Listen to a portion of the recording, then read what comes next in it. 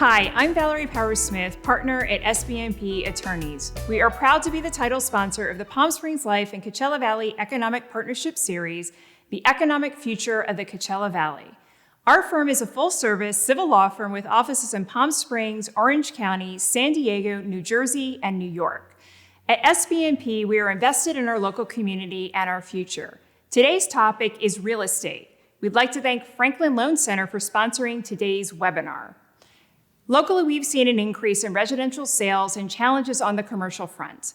Please welcome Joe Wallace, CEO and Chief Innovation Officer at the Coachella Valley Economic Partnership, and our panel of local real estate experts for a discussion about the challenges and opportunities in today's market. Hello, and welcome to the economic future of the Coachella Valley. Today, we're discussing the real estate market in the Coachella Valley. We will start with Michael Meade with Meade Commercial Real Estate to discuss the commercial real estate market. Then we'll ask Brady Sandahl with the Brady Sandahl Group at Keller Williams Luxury Homes to discuss what's going on with the current conditions in residential markets of real estate. And finally, Peggy Sue Lane with First American Title will discuss the things that it takes to make closings happen. And that's what we want. We want closings to happen. Well, hello, Michael, Brady, and hello, Peggy Sue. Thank you for joining us today. Well, let's get started with Michael. Michael, COVID-19 has forced many of us to learn how to work from home. Many companies have created innovations such as Zoom, GoToMeeting, DocuSign, and all of these things diminish the need for going to the office on a regular basis. What do you think is the end game on commercial real estate in the Coachella Valley as we have more professional offices than we do industrial buildings?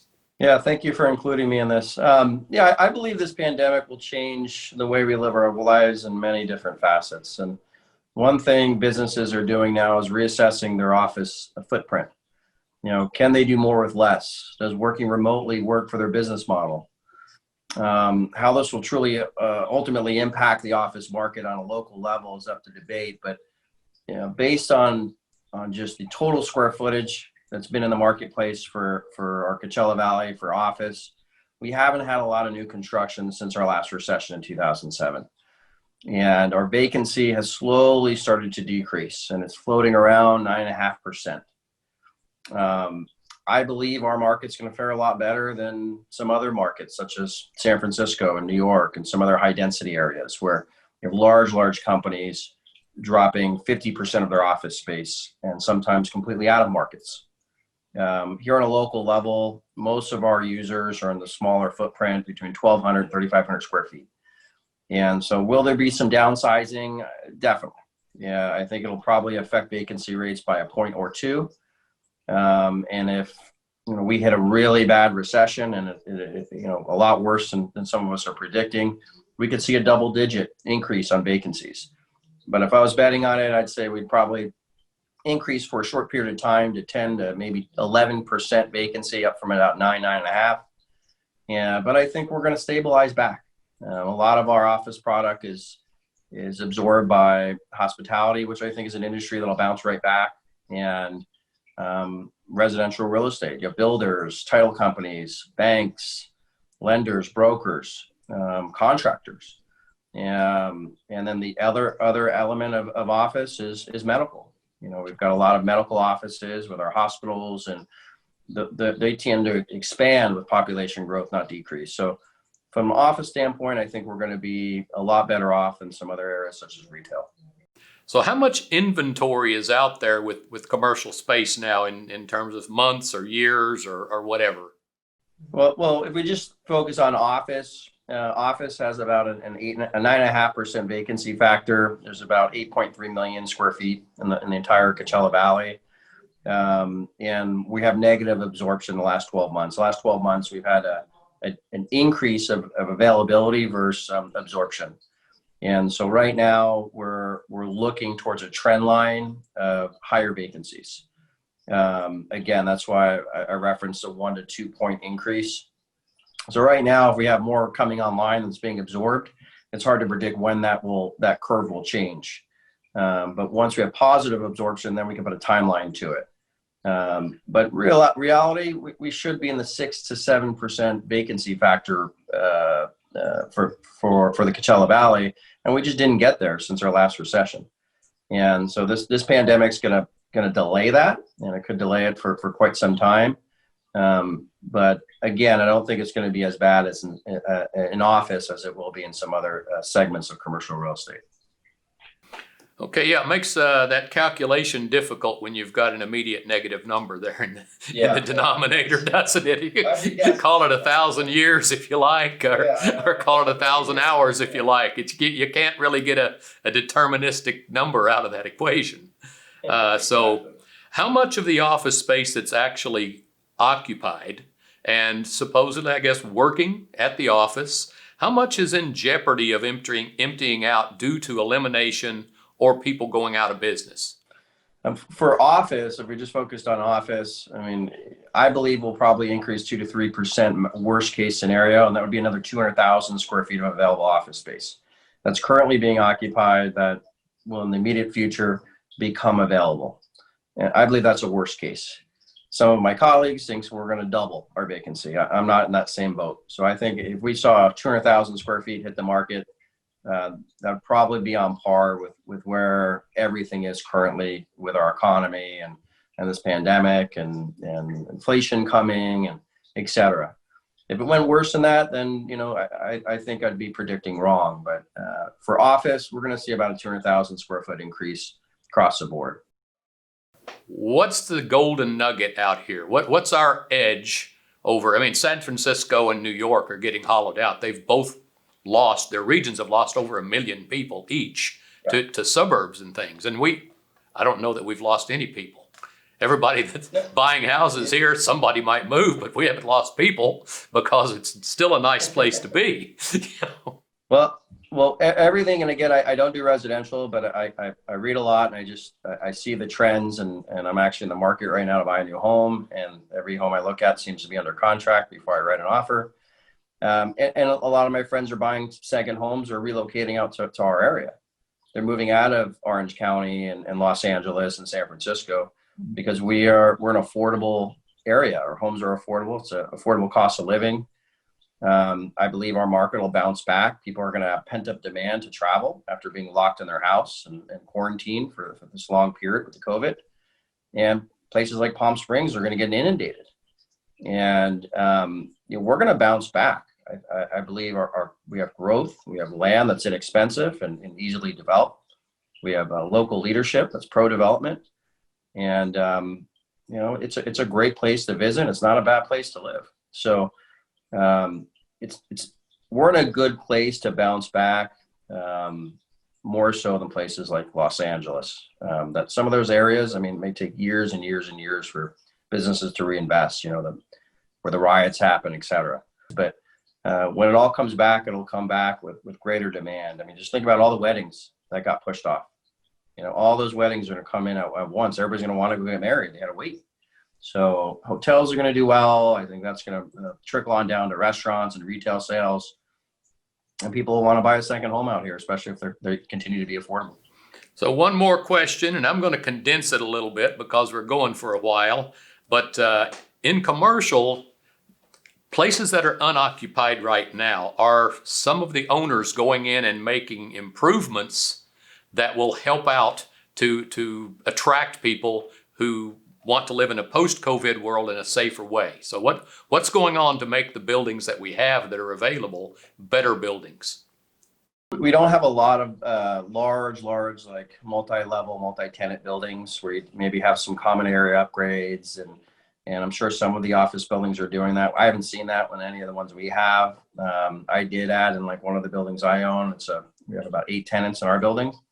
And we added, a station where they can, have some anti-foam when they walk in. We added those to the restrooms. But in general, I haven't seen any real changes on the office side or retail to convert anything. Really, the tenants that go into the especially retail, they're the ones having to live up to the new standards of our world and making the place safe to conduct business. So unfortunately, retailers are starting to see that blunt of cost in order to reopen up. But eventually it finds its way to the landlord, either in a rent reduction or a TI allowance when they renew. Yeah, and that rent reduction means a valuation reduction, and the tax man's not going to like that. Yeah, exactly. Exactly. That's right. It affects the whole chain. Exactly. Sure does. Well, thank you very much, Michael. You've illuminated what's going on in the commercial real estate world in the Coachella Valley very well for us. And, maybe we can get back to you a little bit later in the show. So, Brady, are you ready? I'm ready. I took a lot of notes after Michael's presentation, so I hope everyone else did as well. All right. So I'll come up with a curveball somewhere, but I'm not going to tell you where it is. So every day there's multiple articles published. There was another one published this morning, and they're by big authors in the big publications, and they're verifying the rush to leave the big expensive cities. San Francisco is the one in California that seems to really be getting clobbered. They've seen their residential listings increase by 96%. And in some parts of San Francisco, prices are dropping 10% per month, which is kind of the opposite of what's been going on here. We seem to be benefiting from this. Everyone that I know in your business is looking at Maseratis. They're benefiting from the refugee flow from the big cities. So please share your thoughts on this perfect storm that we have of declining inventory and growing demand. Sure. Well, Joe, it's great to be here with everyone. And I think we want to admit the fact that pre-COVID, many of our ladies and gentlemen were tied to large urban markets because of their jobs. And so they either lived in high dense urban markets or they commuted into high dense urban markets. And with COVID, one of the outcomes is that those ladies and gentlemen may not have to go back to those high dense urban markets, which means their quality of life can be a lot higher. So it's forced them to think differently about how they're going to run their life on a daily basis. We know already that individuals in big cities like Seattle, Portland, San Francisco, Los Angeles, and San Diego are relocating out of those big high dense urban markets to suburbs or secondary markets like Coachella Valley. So that number one audience of work from home, well, candidly, they'd rather take that next conference call poolside than from the 51st floor of a building in a high dense urban market. Number two, this is a playback to 9/11, Joe, and that is people want to travel by car more than they want to travel by plane to their secondary vacation home. So those Southern California owners who would typically go west to Hawaii or south to Mexico are now driving east to Coachella Valley. And candidly, they want their children or grandchildren or parents or grandparents to be with them. So you have a complete family tree that's now driving to their vacation home rather than flying.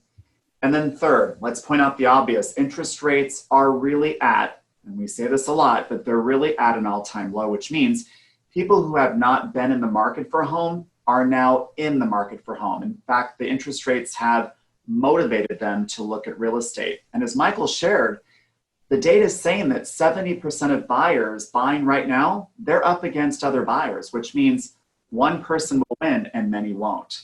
So for the first time in my 26 years of being licensed, you have three large audiences: work, travel, and financially motivated, all buying at the same time.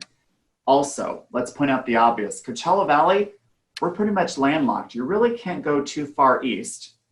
You really can't go south. There's not too much opportunity north, and really west, it's not working too far. So people are buying in a market where inventory is literally drying up. Yeah, I was on one of these meetings that Palm Springs Life held with Market Watch, and they said there's 2 months worth of inventory, and it's declining rapidly. I mean, there's not one house in my neighborhood where I live in Palm Desert that's for sale. The last 3 or 4 that have gone on the market, they're sold in a day. One of them took 5 days, and they're going for 5 to 10% above the asking price. How long can this gravy train roll? Well, we have to be really clear that most business cycles run in a 90-day period, 90, not 9. And if we look back, we had March, April, May into June as the 90-day cycle, which I think we'd all would define as a mud puddle. When businesses started to reopen the first part of June, now we're looking at June, July, and August. We're at the tail end of a 90-day cycle. But keep in mind, we're actually in election year, which means the economy will probably continue, at least in the residential real estate sector, through the election. That doesn't mean that we're going to have this multi-offer frenzy. It just means that we are moving forward with the continuation of a healthy market. To our ladies and gentlemen that are in real estate, this is not a normal market. Please be remembering that this is not a normal time. We typically don't have 2 months supply. We typically have 4, 5, 6 months supply. In the bottom of the market, we had nearly a year's supply in certain cities. So please understand, this is not a normal market. And if you're looking at potentially buying, well, you may not get the first one. I'm sure you'll get one of the next ones. Just stay persistent in the market.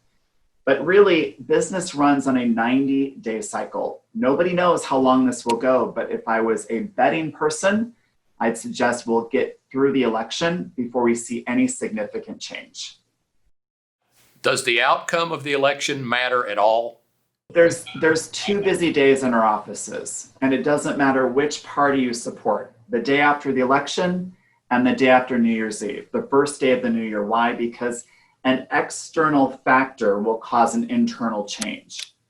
It doesn't really matter who wins on election day. It only matters that the people will make a change. Let's be really clear.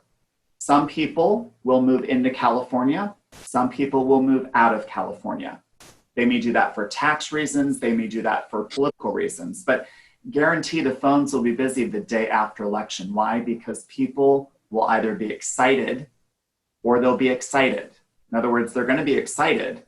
It's going to be for one or the other. But yeah, it's a big year. It's a big year. So there's a lot of things going on. People are moving down south from Seattle, Portland, San Francisco, and they're moving east from the coast to our market. And quite candidly, we are losing people to Nevada, primarily for tax reasons, and we're losing people to Arizona, primarily for political reasons. And that will happen. Yeah, there's a big article in the Arizona Republic this morning talking about Californians moving in. And then they're hoping that San Francisco doesn't bring its politics with them over there. And it's kind of odd because the editor over there was the editor of the Desert Sun a couple of years ago. That's right. So we know in testing the residential real estate market, the first sign is a decrease in showing activity. Why? Buyers understand the market before agents. Agents understand it before sellers. So the best signal we can look at are the number of buyer inquiries going down. At some point, buyers will say, I'm not paying $1 more. They'll start to push back, and that will turn into fewer inquiries by buyers. That's the start of a changing real estate market. All right, that's good to know. So those of us that are sitting on gains, and my neighborhood is up about 20 to 25% since March. It's kind of insane. So, my wife and I, we have a price. It's not there yet, but we don't want to leave. And then I'd have to go up the street and pay the same price again. But are you seeing any action where people are saying, man, I've been sitting on this thing 20 years. It's in the black. I can make a profit. I'm going to take my chips off the table. Sure. I mean, I think we realize that in COVID, it has forced a different sound to the clock. People are being furloughed. They're choosing early retirement. They're working from home. They want the family on one compound. All of these reasons paired with the potential financial gain. So Joe, if you're asking, is now a good time to sell? It may be if you know where you're going to go next. I'm going right home. I'm not going anywhere. But if you're going to sell high, get ready for the next market outside of California, or get ready for a next market in California, and you have a place to go, it may make sense to cash out now. But be really clear. I mean, selling can be as much emotional as it is financial. And so you need to make sure that you've got your feet on the ground and not your head in the sky and working in reality rather than fantasy land. Because right now, a little bit of fantasy land going on. I've lived in the Bay Area when it was fantasy land up there. I've lived in Ventura County, and I was in one of those places. I bought a new house, and there was 1,000 people parked out there camping for phase 2. And this is in the 80s, but it went from 250 to 500 in a couple of months, and then stayed there for 10 years. Didn't move at all. So let's move on to the new construction piece of residential. I don't see a bunch of that going on, and you'd think they would have the hammers just swinging right and left 24/7 so they could participate in this rising market too, because they do really want to cash out and sell. Well, Joe, we're in a very different situation than we were in 2003, 4, and 5, and Peggy Sue and Michael know this, and Joe, I'm sure you do as well. Keep in mind that in 2003, 4, and 5, there was no definition of time, right? There was no sense of imminent urgency. We're in a health crisis, which means that people have the perception they have to vacate immediately. They're having to homeschool their children starting tomorrow or next week, or maybe they're already doing it. They don't have time to wait for a builder to acquire the land and finish a home, which may be 8, 9, 10 months down the road. The market that's going to buy that is a market that's going to cash out, rent if they can find a rental, and then build their dream home. Number 2, recognize that land prices are not as affordable today as they were a few years ago, which means builders are paying a premium for the land, and then they're having to go through entitlement, and then they're going to have to go through planning, and then they're going to have to go through building and hope that the market today is still around in 36 months. Well, guess what? If they were a builder in 07, 08, 09, and 10, they realized, boy, you can't really build for the market you're in, hoping the market will be around in 3 to 4 years. Bottom line is, if I was a builder, and I'm not, I don't know that I'd be doing a lot of massive building right now.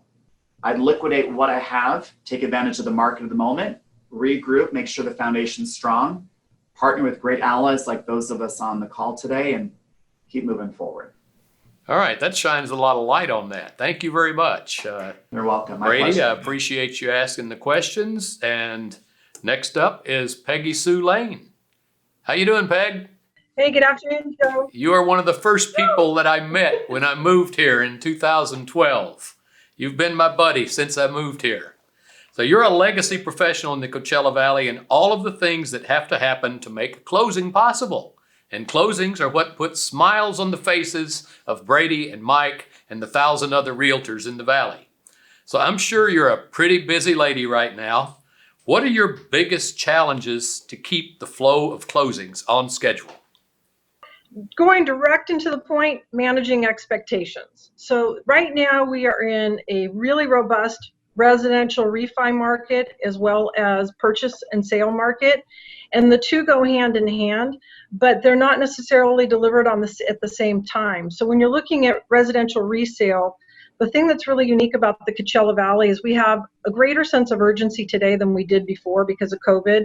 People are coming in and they're buying cash and they're closing transactions in 4 and 5 days. That puts a tremendous amount of pressure on our associates and anybody in the escrow and title and or lending space. If you're doing cash, they don't have to worry about the loans. But when you're looking at termite, HOA, all of the things, the fundamentals that go along with closing a transaction, you're trying to coordinate all of those things and all of those parties in a much more condensed time frame. At the same time, you've got about 20 to 30% more refinances than you've ever had before. So there's a fire hose of business coming through with refis, which is excellent, and everybody's really delighted about that. And at the same time, there's tremendous growth in the residential resale market, along with the fact that they want to close them quickly. So people are coming in early, staying late, and working weekends too. Lots of long hours right now. Talk about refis, just heard earlier, it's the great time to refi. I heard that last year and I refied last year and I just did it again this year. That's not unusual. There's a lot of people that are refinancing 2 and 3 and 4 times because the rates continue to go down. So what is that about? at the beginning of the year, we were looking at the fact that we really felt that this was going to be a growth year. 2020 had everything about it that looked as though we're going to see great residential resale traction throughout all of Southern California, not just here in the Coachella Valley, and actually nationally. So we have this black swan effect that comes in as COVID, and we say, okay, now the real estate market's going to retract. For the first few weeks, everybody was on pause. They were a little concerned what's going to happen next. And what we found was the behavior shifted, and there was this flight to safety. So the home became the castle. The home became the place where you're gonna work, you're going to do education, you're going to have the safety of your family. So what does that mean? I either sell my house, which I don't really want to have people coming in due to COVID, or I can refinance my house and now upgrade it to all of the qualities that I needed before but didn't have the sense of urgency. So as it relates to refinance, you've got that dynamic. You've also got the dynamic of the rates have never been lower. So you look at the fact, should I have money sitting in the bank, or should I go out and at what, 1%, 0%? I mean, you're really not making much money on your money if you've got it invested in the bank in a savings account. But you go out and you do something with it as it relates to either refinance and or buying a house, and all of a sudden your money is working for you. So refinance market is crazy good, and we expect it to stay that way throughout this calendar year. So am I going to be going into a sub 2% next year and doing it again? You never know, because it really is a condition of what's happening in the world. I don't think that anybody anticipated the rates to go quite this low, and I think that there's always room for it to happen again, depending upon global and political events. What do you like better? Do you like doing refinances or sales? You know what? I don't think that there is really a product type that's different from one thing to the other, whether it's residential or it's commercial, or we talked a little earlier about home builders, or it's a refinance. At the end of the day, as a fiduciary and as a settlement company, that's what we are. We have the blessing of charioting the client over the finish line, if you will. So whether that consumer is purchasing or selling a home, or they're refinancing, the result is the same, is to give them a great experience so that they recognize either the value of home ownership, the joy of exiting it, or refinancing and having the ability to do something with that money that's meaningful to them. It's always about the relationship behind the transaction. It's never about the transaction or the deal. It's always about the people that you're helping along the way. That's some great advice. So you lived through the whole mess out here in 2009. The whole country went through real estate. Absolutely. Armageddon, Carmageddon at the same time, all of this stuff going on. Are any of the things that led to that going on now? Like appraisals waived, stated income, negative down payments, all of this kind of craziness from 2008, 2009. Is any of that happening now? No. So I think that every retraction and every growth market, it kind of operates on its own. This whole pandemic and COVID has been such an anomaly, and I think everybody in the real estate space and in the business space has really tried to determine what's going to happen next. Is there going to be another shoe that's going to drop? Can we anticipate that this is going to be a double dip recession? Is this a V? Is it a swoosh, or is it a K, where you've got a top portion of the market that's rebounding quicker than the bottom portion of the market? All of those elements are true. The thing that distinguishes this market differently than the last time is the last time we had subprime. So as a subprime loan, you had people that were going out and buying 125% loan to value. And there were lots of lenders that if you could fog a glass, they would give you the loan. We're not in that same situation today. You've got people that not only, number one, have equity in their homes, so when they're going out and they're refinancing, they have the ability to do so. You don't have as much of an appetite or concern for foreclosure, if you will. There may be some on the horizon in the future, but not right away, simply because there was equity long before we stepped into this market. So if anything, this was a growth market until the pandemic came. So I don't anticipate that the new loans that are coming out today are going to put us in any type of peril that's going to create a recessionary environment. Your jumbo loans are harder to get than ever before. You've got to have a relationship with that financial institution. Stated income, it's everything about the lending environment today is very detailed in a way that it wasn't before, and you've got to make sure that the client qualifies. If they don't qualify, they don't get the loan, and that's just the reality of it. Whereas before, you popped in an application and you could have 10 different properties by the end of the day. It's a totally different dynamic. That's my observation too. I'm glad you said that, because you're closer to the problems than I am. So we see it every day for sure. So that was great. So is this boom here, are we just going up to a plateau that we probably should have been at for a long time? Because I've always thought housing in the Coachella Valley was cheaper than it should have been. I mean, we like to say it's affordable, but it's frustrating to pay $350, $400 10 years ago and sit there for 10 years and all of your equity is because $400 a month goes toward the principal and nothing from appreciation. But we're getting appreciation now, and the pricing looks more appropriate to what it costs to build, what it costs to refurbish, what it costs to bring a house out of the sand. Are you seeing that? Absolutely. So, the reality is, before, what happened is we had the move up market, right? And so before we had the recession that you're referring to, say back in 2008, there was a tremendous amount of growth going on in the Coachella Valley. And the economic driver behind that was clearly affordability. The biggest loser in that particular market was construction. So we had a lot of new home developments that were going on. We had a tremendous amount of publics that were out here building. And the Coachella Valley was on a growth mode. So when we went into that particular recession back in 2008, what happened? All behavior is motivated, and the motivated population went to the 24/7 cities for jobs. So there was a flight to jobs. Now we have just the reverse happening. We have a flight to safety. We have a flight to having families in one spot. We have a flight to affordability. And the biggest flight right now is what we call WFA, work from anywhere. So if you could work from anywhere, where would you most like to be? So you look at the Coachella Valley, and we're undervalued 20 to 40% depending upon the market that you come from. So if you're in downtown Los Angeles, we're a good 40% less as we are out of the San Francisco Bay Area. Orange County, San Diego, maybe we're about 20% less. So you look at the cost per square foot, even to build a new product, that's going to be going up, by the way. So you look at lumber costs year over year, it's 100% up. And just last week, we gained another 10% in costs. So you start looking at where is the real cost going to be for affordability. You still have affordability here in the Coachella Valley as it relates to residential resale, and the builder developers that are in the space today are still able to deliver an affordable home.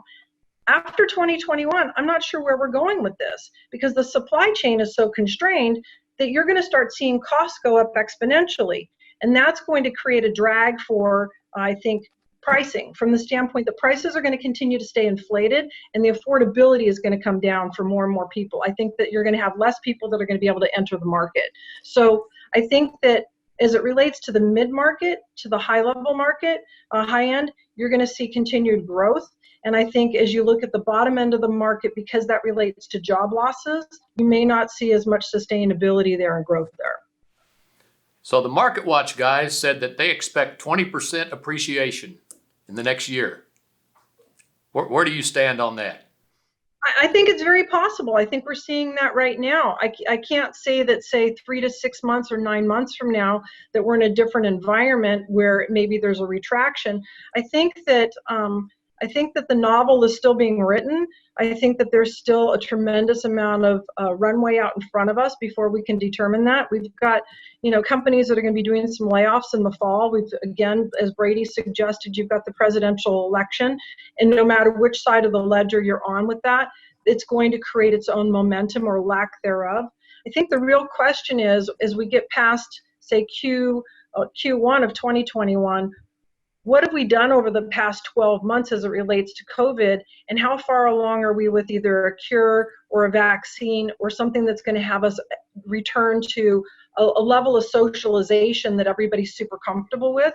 That's the real game changer. If you look at the hospitality space, and I've had a chance to travel over the summer to do some family things that need to be done as it relates to some medical things for family members, but staying in a hotel has been challenging.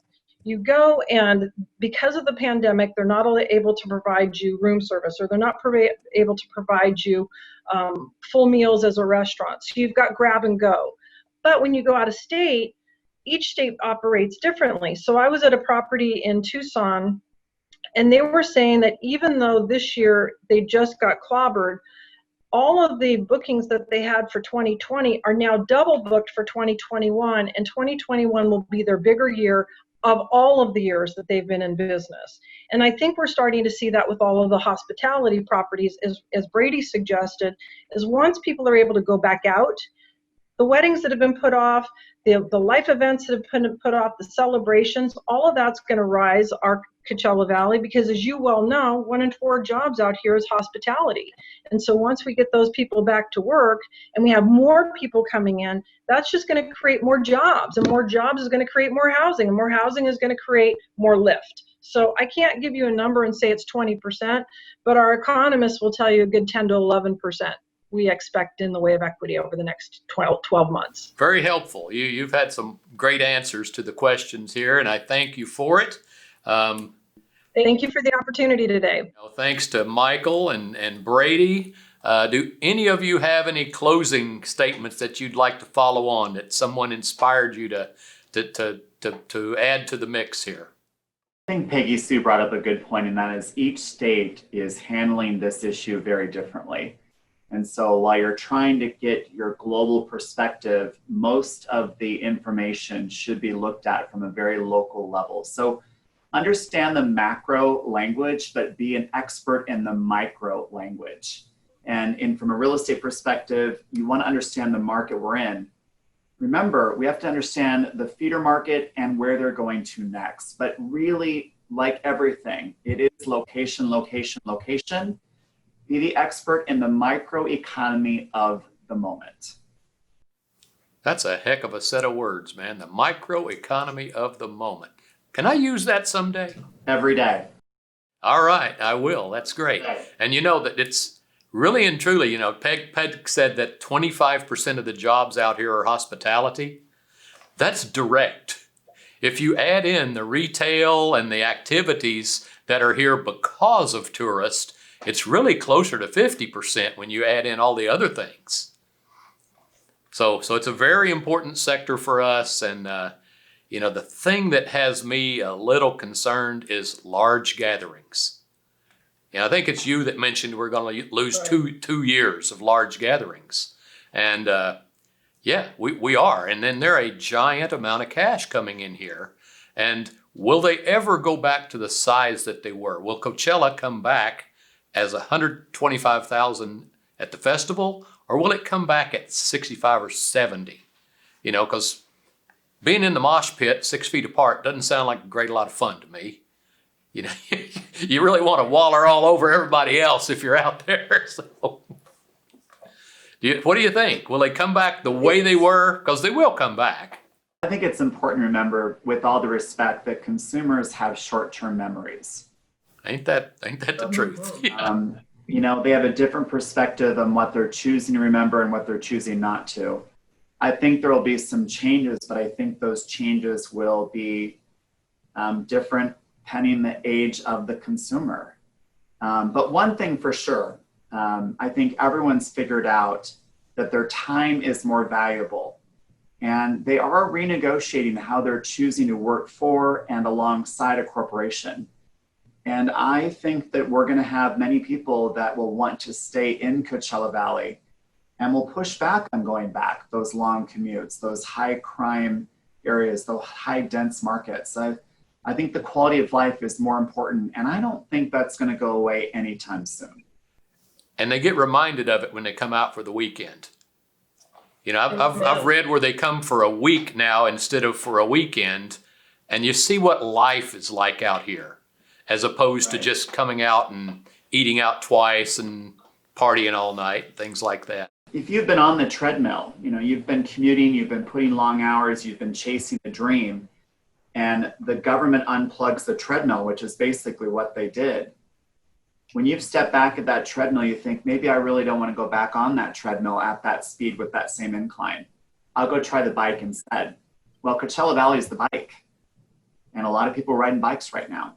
Yeah, and we need the bandwidth to ride that bike. Look down the road ahead, leave those training wheels on if you need them, and reach out to a professional who knows the market at the moment we're in and where we're heading next. Sounds great. Michael, what do you have to say? You have any closing statements? No, I think everybody's spot on with their assessments, and I appreciate being part of the this webinar. This is great that you guys are doing this and getting this information out to the masses. Lots of masses. We want lots of masses. Yep. All right. Peg, any closing statement? Yeah, you know what? I think that if you want to live and work here in the Coachella Valley, the best is yet to come. I think that I've been very fortunate. I've lived here most of my life. I've been here for over 40 years. And so I've watched this Coachella Valley grow. I've watched it retract.